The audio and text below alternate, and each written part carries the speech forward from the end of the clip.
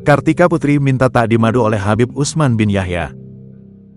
Kartika Putri tengah menikmati perannya sebagai seorang istri dari Habib Utsman bin Yahya selama 7 tahun menikah.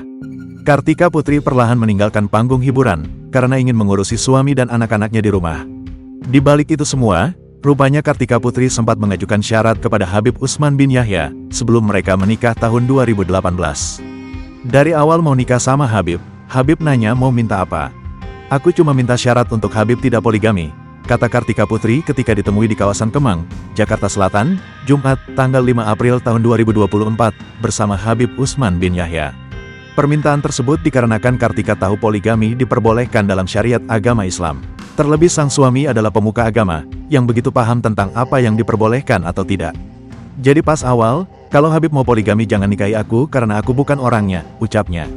Diakui Kartika, kalau Habib Utsman pun menyetujui syarat darinya, sehingga mereka memutuskan untuk melanjutkan jalinan asmara mereka ke jenjang pernikahan 6 tahun lalu. Kalau di pertengahan jalan Habib berubah pikiran, dia tahu konsekuensinya. "Kita mundur secara teratur," tegasnya. Kartika Putri merasa belum sanggup untuk cintanya dimadu oleh wanita lain.